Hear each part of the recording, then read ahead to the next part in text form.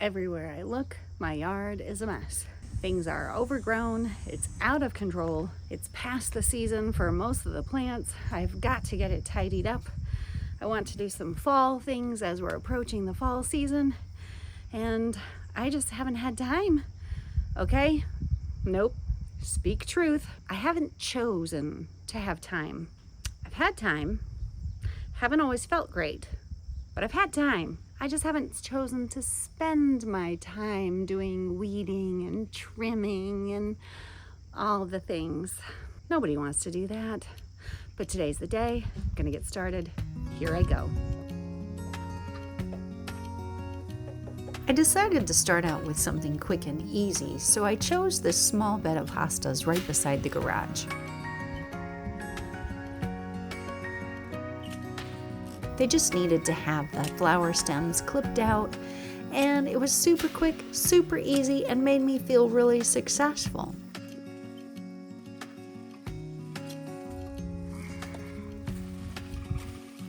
Along the way, I discovered that this columbine had just volunteered to grow, and it was doing so well that I decided to go ahead and dig it up and move it and plant it somewhere else.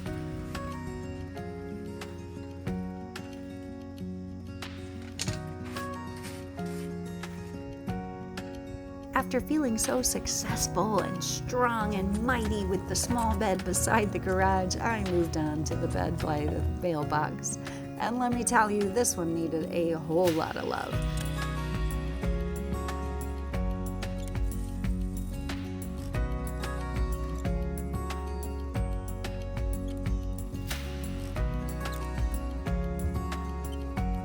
The columbine had gone to seed. I had to do a whole lot of weeding.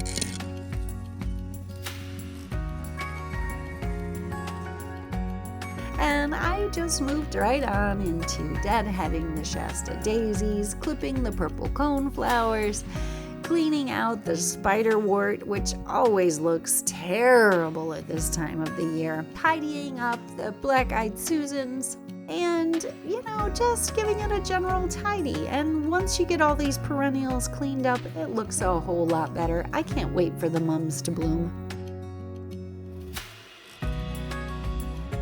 Bit by bit, I moved on around the yard from small flower bed to small flower bed, clipping out the plants that were past their best bloom and cleaning out the dead leaves and things that just really needed to go. And as I worked my way through, it started to look better and better.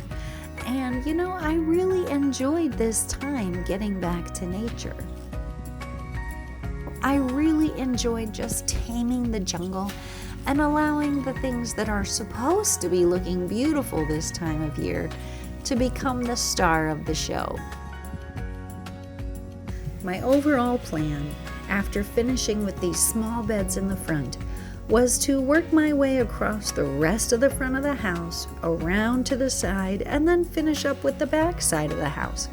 I wanted to trim up all the trees and shrubs, cut everything way back, and keep a record of which perennials needed to be divided in the spring.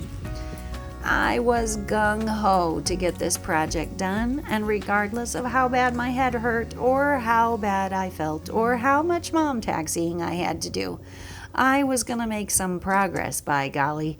Nothing was gonna stop me.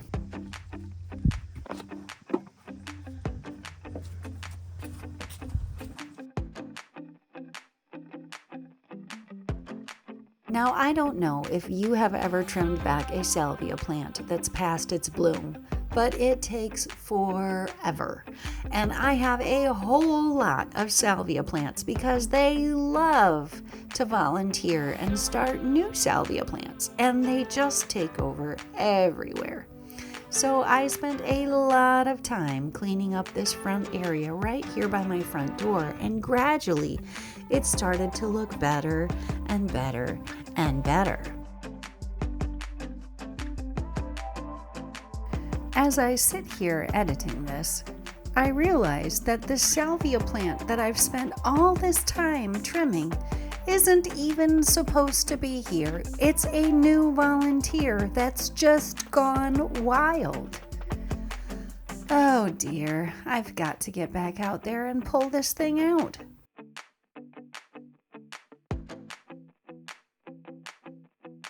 Eventually, my girls got home and I even put them to work helping out.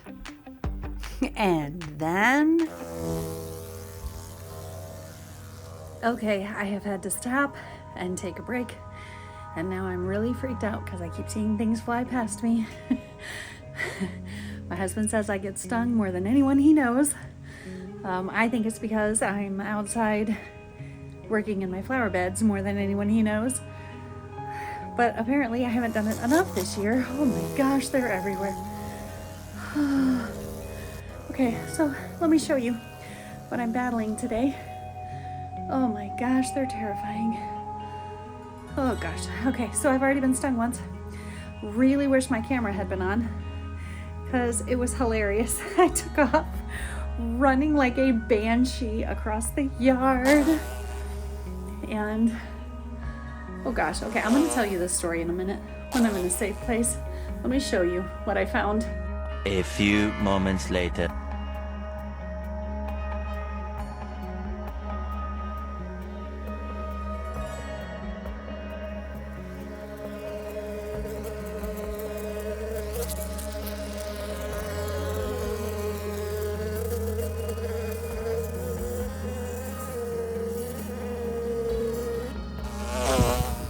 A little longer than a few minutes later.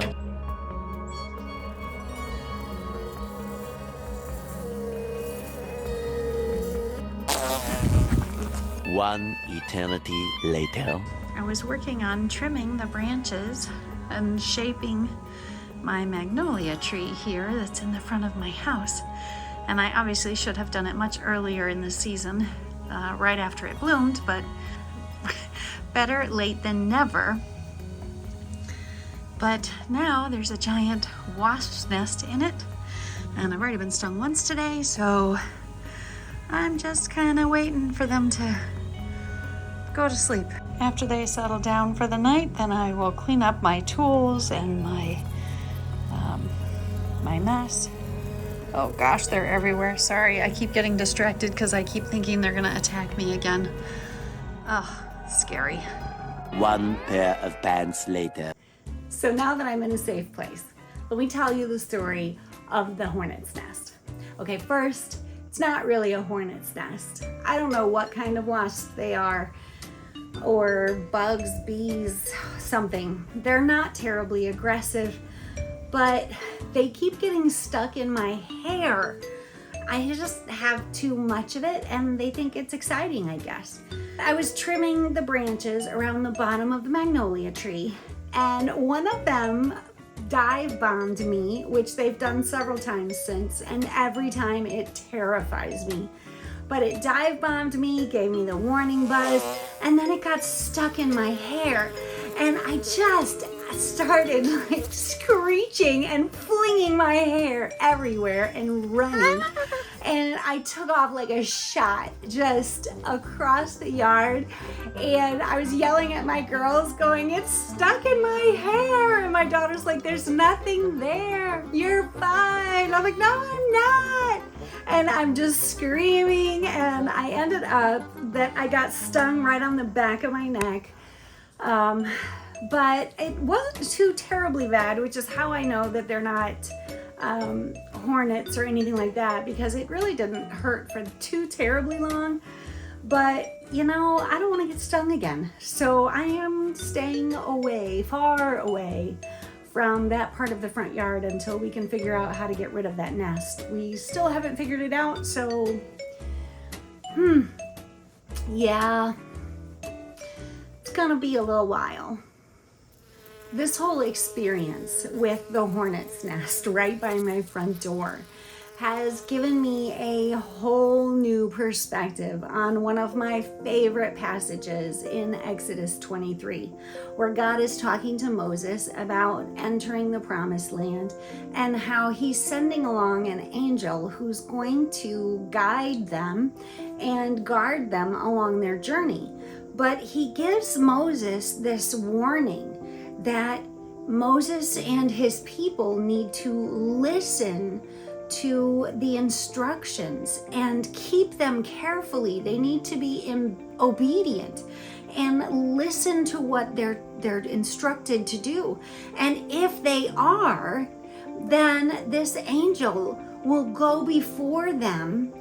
And let me just read it to you, because you're gonna see why I have this whole brand new perspective.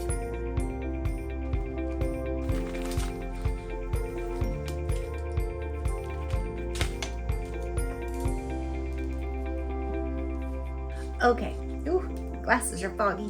Exodus 23, verse 27. I will send my terror ahead of you and throw into confusion every nation you encounter. I will make all your enemies turn their backs and run. I will send the hornet ahead of you to drive the Hivites, Canaanites, and Hittites out of your way.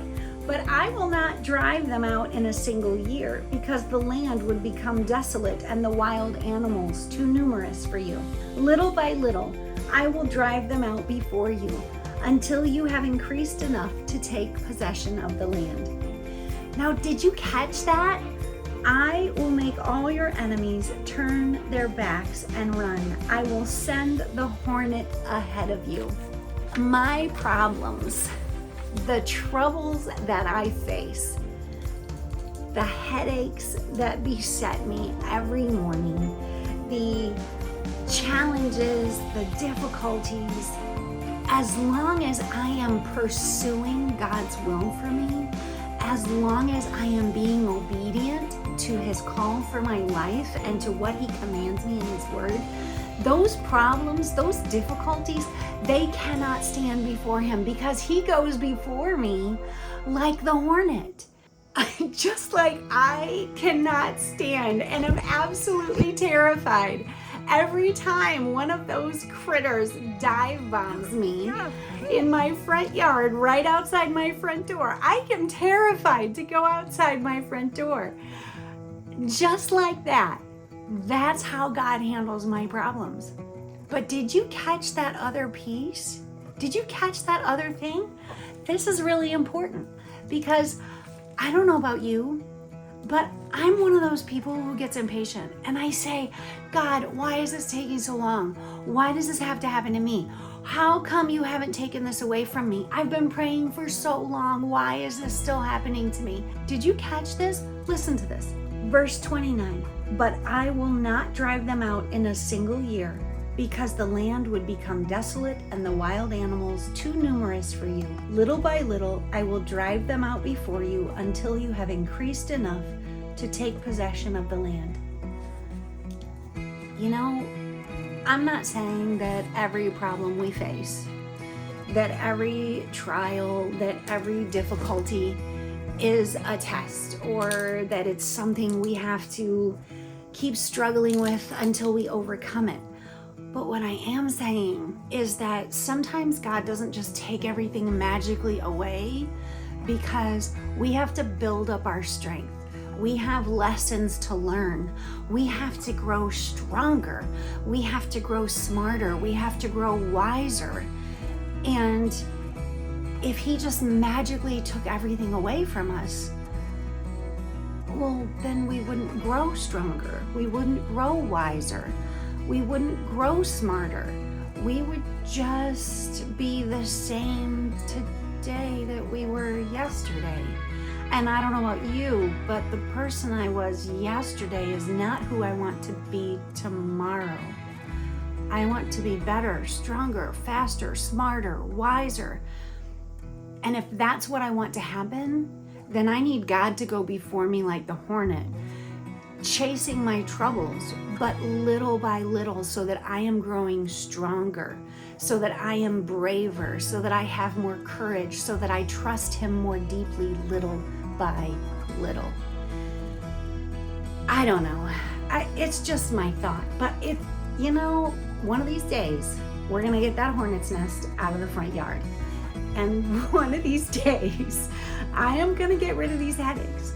One of these days, Jesus is coming back and all these temporary troubles of this daily life are gonna be over and done with. I really hope that you enjoyed today's video.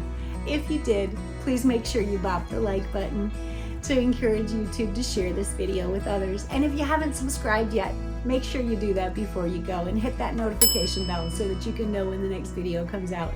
I can't wait to read your comments and let me know if you got any good advice about how to get rid of that hornet's nest. I'll see you next time. Bye. 16 paranoia-filled days later.